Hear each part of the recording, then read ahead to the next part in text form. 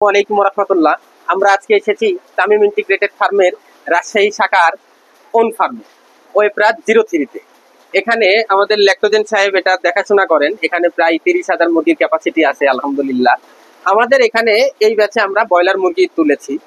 আজকে আপনাদের সামনে তুলে ধরবো যে একটা খামারের সিলিং এর গুরুত্ব কতটুকু। সিলিং বলতে গেলে যে টিনের নিচে যে আমরা যে উপরের যে চালাটা দিই, এই যে দেখেন আমাদের এখানে কিন্তু সিলিং করা আছে, কিন্তু আপনার উপরে বাঁশের কাবাডি বলেন বা বাতা বলেন বা যেটাই বলেন না কেন আঞ্চলিক ভাষায়, যে বাঁশ দিয়ে কিন্তু তারা এই সিলিংটা করেছে। এই সিলিংটা কিন্তু একেবারে পরিপূর্ণ সিলিং কিন্তু হয় নাই। এই দুই সাইডে কিন্তু ফাঁকা আছে এবং এই যে মিডল দিয়ে যে ফাঁকা আছে, এই ফাঁকাটা থাকার কারণে কিন্তু পরিপূর্ণ সিলিংটা হয় না। আচ্ছা, এই সিলিংটা কতটা জরুরি আমাদের জন্য।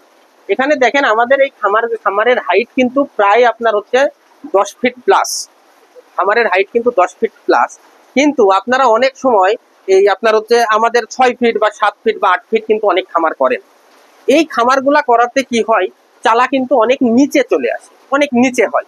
যখন উপর থেকে তাপটা অতিরিক্ত যখন গরম হয়, গরমের সময় কিন্তু উপর থেকে তাপটা কিন্তু নিচের দিকে খুব সহজে কিন্তু আঘাত হানে। আর যদি ওখানে সিলিং ফ্যান থাকে তাহলে তো কথাই নাই, সিলিং ফ্যান তো উপর থেকে তাপটা নিচের দিকে নামায়। একটা খামারের জন্য যদি সিলিং না থাকে, টিনের তাপটা যদি ওখানে ব্যাকআপ দেওয়ার মতন কিছু না থাকে, তাহলে কিন্তু আপনার জন্য মুরগি পালন করা খুব কঠিন হয়ে যাবে। সেটা গরম হোক, সেটা শীত হোক। আপনি গরমের সময় দেখবেন উপর থেকে এত পরিমাণে তাপ নামবে, যেটাতে আপনি মুরগি ব্রয়লার, বিশেষ করে ব্রয়লার তো আপনি কন্ট্রোল করাই কঠিন হবে। এবং কালার বার্ডও কিন্তু অনেক হিট স্ট্রোক করে ভাই। আপনারা অনেকে বলেন যে কালার বার্ডে ফ্যান লাগে না বা কালার বার্ডে সিলিং লাগে না, এগুলো সম্পূর্ণ ভুল কথা।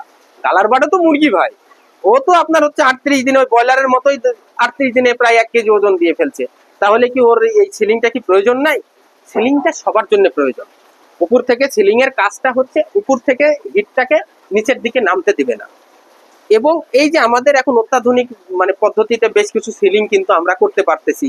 এখানে আমরা কি বাঁশ দিয়ে উপরে সিলিংটা করা আছে, কিন্তু আমাদের অন্যান্য অনেক শেডে কিন্তু আপনারা পাটকাঠি যাকে বলে বা পাট গাছ থেকে যে আপনার খড়িটা বা হচ্ছে যে লাকড়িটা বের হয়, এই যে পাটকাঠিটা, এই পাটকাঠি দিয়েও কিন্তু আপনারা কম খরচের মধ্যে কিন্তু সিলিং করে ফেলতে পারেন। আর যদি মনে করেন যে আপনারা হিটপ্রুফ পেপার দিয়ে সিলিং করবেন, সেটাও কিন্তু অনেক ভালো হয়। বাজারে আপনি হিটপ্রুফ পেপার 15 থেকে 16 টাকা ফিট পাবেন। এই হিটপ্রুফ পেপারটা কিন্তু আপনার এই হিটপ্রুফ পেপার দিয়ে কিন্তু সুন্দর করে সিলিং করা যায়। টিনের সাথে একেবারে চালের সাথে দিয়ে দিবেন, বা আপনি হচ্ছে যে চালার যে বাঁশগুলা দেওয়া থাকে, এই এই যে উপরের যে বাঁশগুলা দেওয়া আছে, এই উপর দিয়েও কিন্তু আপনি সিলিংটা সুন্দরভাবে করে দিতে পারবেন। এই সিলিংটা করলে আপনার মুরগি তুলনামূলক রুমটা ঠান্ডা থাকবে এবং রুমটা কিন্তু অনেক ভালো হবে। অবশ্যই মুরগির খামারের জন্য সিলিংটা খুবই জরুরি। গরমের সময় অত্যাধিক জরুরি, সেই তুলনায় শীতের সময়ও উপর থেকে কিন্তু আপনার যে কুয়াশাটা বা টিনটা ঘেমে যাওয়ার পরে যে পানিগুলা পড়ে, সেটা ঠান্ডাটা তুলনামূলক কম লাগে। এই কারণে সিলিংটা খুবই জরুরি। আপনারা সিলিংটাতে প্রত্যেকটা খামারই আপনারা খামারটাতে সিলিং বিষয়ে খুব সচেতন হন, তাহলে আশা করি ইনশাল্লাহ আপনাদের প্রোডাকশন রেজাল্টটা ভালো হবে। মুরগিতে ভাই যখন অতিরিক্ত স্ট্রেস পড়ে, এই যে গরমের মধ্যে উপরে যদি সিলিং না থাকে, উপর থেকে যে অতিরিক্ত হিটটা নিচের দিকে নামে, এটা কিন্তু মুরগির জন্য অনেক ক্ষতি। মুরগির যত পেইন্টিং করতে থাকবে, মুরগির যত পেইন্টিং করে, মুরগির কিন্তু বডি হ্যামারেজ হতে থাকে। এই কারণে আপনি মুরগিকে যত ঠান্ডা রাখবেন, আপনার রেজাল্টটা কাঙ্ক্ষিত পাবেন। অবশ্যই আপনারা সিলিং এর বিষয়ে গুরুত্ব দেন। সিলিং আপনাদের জন্য খুবই জরুরি।